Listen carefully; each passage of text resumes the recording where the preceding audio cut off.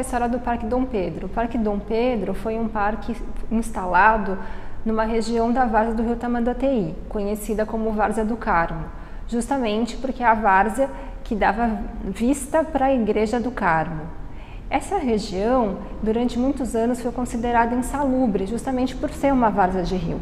A principal iniciativa do poder público para tentar conter esse problema e tornar esse espaço incorporado à cidade foi justamente a construção de um parque público. Esse projeto ele foi feito por um urbanista francês e ele faz um projeto contemporâneo para o outro lado da cidade, que é o Vale do Anhangabaú. E para esse lado, em direção ao leste, é o Parque Dom Pedro. Só que durante a construção do parque tem muitas intempéries, por exemplo, a gripe espanhola, que faz com que as obras sejam interrompidas. Então o parque acaba sendo inaugurado na década de 20. Dentro do espaço do parque, para além dessa área de vegetação, foi instalado um grande edifício público, que é justamente o Palácio das Indústrias, onde hoje fica o Museu Catavento. Esse prédio recebia uma série de feiras industriais. Eram exposições das indústrias que se tinham nesse período, sobretudo indústrias de ordem agrícola. A arquitetura do prédio é extremamente imponente. Ele foi feito pelo escritório do Ramos de Azevedo, mas foi construído por um arquiteto italiano, Domeziano Rossi, inspirado na arquitetura dessa região italiana de Toscana, né? Então Florença, Siena, e é um prédio eclético, então ele mistura várias arquiteturas e extremamente imponente. A gente imaginar que estava numa várzea de um rio e de repente um edifício desse tamanho que usa várias técnicas construtivas, então era realmente uma obra de grande monta para aquele período. É nesse prédio que inclusive a gente está gravando agora, porque ele realmente é aquilo que sobra de mais imponente do parque desde a sua construção. E por que esse local era importante também? Ele funcionava como um panorama para a cidade moderna. Então, quando se pensa em construir, né, São Paulo para se tornar próxima do que era Nova York, então esse prédio ele acaba sendo usado como um cenário para as pessoas que fotografam os cartões postais em direção à cidade. Nesse momento, São Paulo está mudando de referencial. A gente começa com um referencial de urbanismo francês, que é essa ideia de um parque, mas depois a gente está nesse projeto já que busca essa lógica de progresso de uma cidade metropolitana. E o exemplo vai ser justamente Nova York, e justamente o que está nessa cidade que se deseja, as grandes construções, os arranha-céus. Dentro disso, o edifício do Banespa, né, hoje ocupado pelo Farol Santander, que a gente consegue ver aqui também dessa locação. Então ele acaba sendo um panorama privilegiado para se ver a cidade. Então o parque em si não acaba sendo utilizado como um espaço de lazer já nesse período da década de 40 e 50.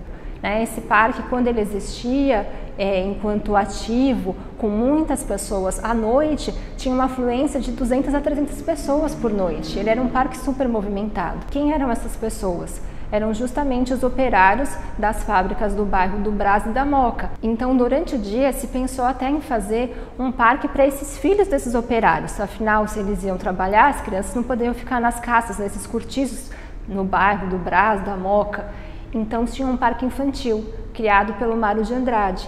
Ele seria a iniciativa do que a gente chama hoje de creches, né? Esse precursor do que seria esse espaço. Então, era um espaço em que eles tinham uma certa assistência até dentistas, médicos, e também praticavam esportes, porque também se tinha essa necessidade de sanear o corpo.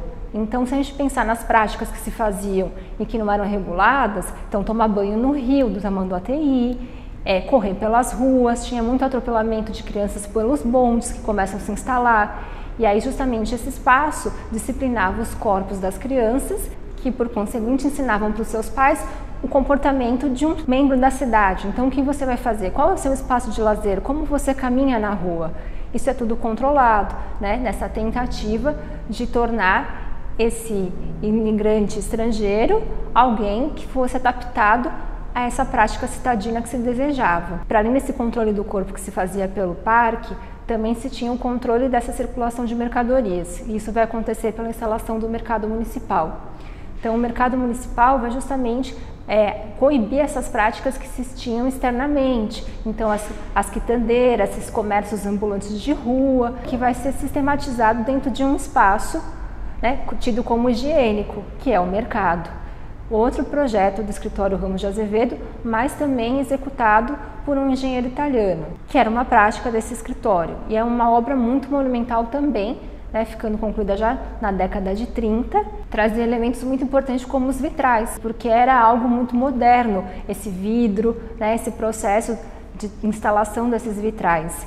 A construção do parque, ela acaba sendo um projeto de quando de fato ele é inaugurado, a gente já tem o plano de avenidas, que tinha essa lógica de construção de vias para espraiar esse trânsito do centro para as regiões dos bairros. Então, só que de fato isso vai acontecer só na década de 70, com a finalização dos viadutos que vão cruzar aqui as áreas do parque e que vão tornar esse espaço um espaço tido pela maior parte das pessoas como um não lugar, justamente porque não tem essa contiguidade. Ele é todo recortado por esse sistema de viadutos, né? O viaduto Mercúrio, nas proximidades do mercado, e os demais viadutos indo em direção ao prédio da Secretaria da Fazenda. Tudo porque a cidade tem outras propostas e se começa um projeto, né, rodoviarista que vai privilegiar justamente o carro, a circulação de pessoas, mercadoria. Com isso se instalam uma série de equipamentos aqui nesse espaço da região do Parque Dom Pedro. Tanto que hoje, se você perguntar para qualquer pessoa o que eles imaginam, que é um terminal de ônibus. É justamente desse terminal de ônibus que se dá vazão para quase toda a cidade de São Paulo. Então é um terminal urbano mais movimentado. Depois disso, também se constrói a linha de metrô, também hoje, né, esse transporte intermodal, que é o Expresso Tiradentes. Então acaba sendo um lugar de deslocamento, porque esse parque era extenso, enorme. Então ele pega o que é aquela baixada do Glicério, da Rua da Tabatinguera, até essa região da Porto Geral. É uma área muito extensa, só que é a área mais próxima desse grande centro da cidade.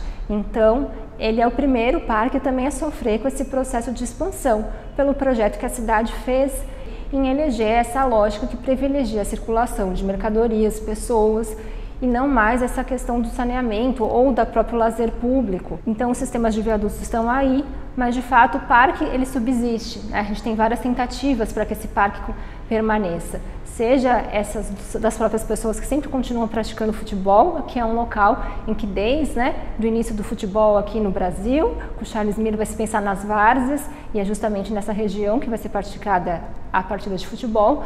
Mas também hoje, se a gente perceber o parque, uma coisa que nunca sai daqui é as pessoas jogando futebol num campinho improvisado de terra, nessas áreas que sobram do parque.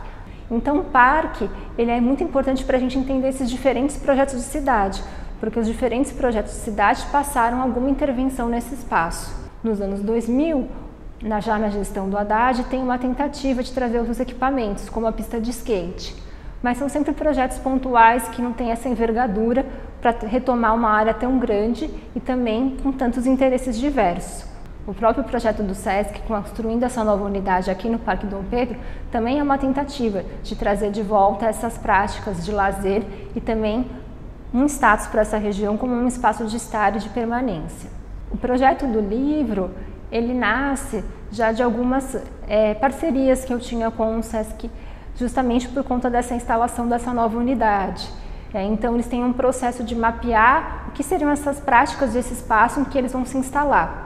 Eu ampliei um pouco esse recorte até a década de 60, o final, que é justamente nesse momento em que o parque começa a ser desestruturado, nesse limiar de deixar de ser um espaço público de lazer para prevalecer essas funções de circulação de ônibus, mercadorias, pessoas, e esse é o espaço que a gente tem aqui hoje ainda no Parque Dom Pedro.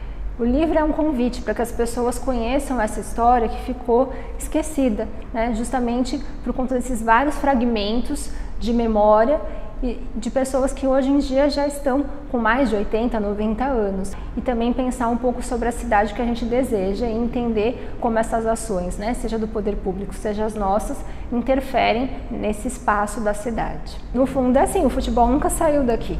E não é porque não tem uma quadra feita pela gestão pública. A quadra deles é o terrão.